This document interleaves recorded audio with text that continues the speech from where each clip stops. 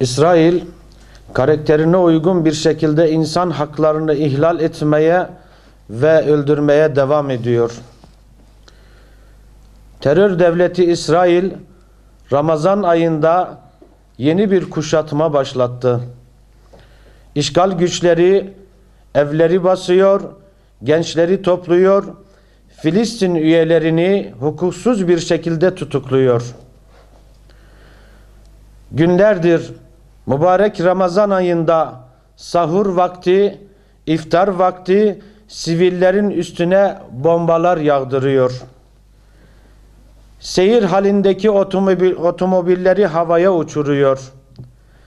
Meskenleri boldozerlerle yıkıyor, küçücük çocukları vuruyor, camiden çıkan insanlara kurşun yağdırıyor. Bu saldırılar sonucunda şu anda yüzlerce şehidimiz ve binlerce yaralımız var. Ramazan ayında tüm insanı değerleri İsrail bir kez daha ayaklar altına almıştır. Katliamlar zincirine bir yenisini daha eklemiştir. Siyonist İsrail insanlığın ortak utancıdır. Katil İsrail'i kınıyor ve lanetliyoruz. Sabretmek boyun eğmek değil, direnmektir. Ne var ki son saldırılarla birlikte sabır taşı çatlamıştır. Kahrolmasını gerektirecek her şeyi yaptığı için kahrolsun İsrail. Gazze ateş altındayken uluslararası camianın tepkisiz kalması her yönüyle utanç vericidir. Mahzun ve masum Gazze'li kardeşlerimize vahşice bomba yağdıran İsrail, zulme maruz bırakılan da Müslümanlar olunca sessiz kalan Batı ikiyüzlü olduğunu bir kez daha belgelemiştir. Avrupa Birliği ülkelerinden bazıları ve Amerika Birleşik Devletleri öldüreni değil, öleni kınamışlardır.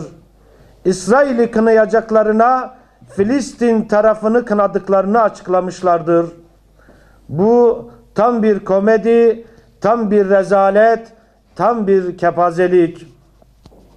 Değerli basın mensupları, Siyonistler kendinden olmayan herkese ve kendilerine ait olmayan her şeye karşı kin ve nefretle hareket etmektedirler.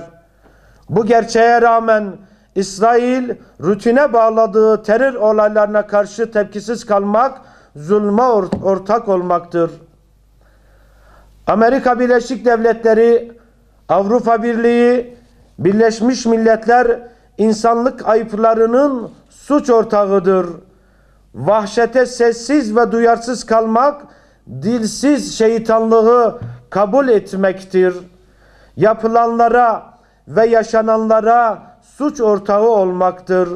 Saldırıları bertaraf etmeye yönelik girişimlerde bulunmayan İslam Birliği Teşkilatı da suç ortağıdır ve en az diğer kuruluşlar kadar sorumludur. Hem Amerika Birleşik Devletleri'ni, hem de Birleşmiş Milletler'ini, hem de Avrupa Birliği'ni, hem de İslam Birliği Teşkilatı'nı insanlık suçuna ortak olduklarından dolayı Van Memursen ailesi olarak şiddetle, nefretle kınıyoruz.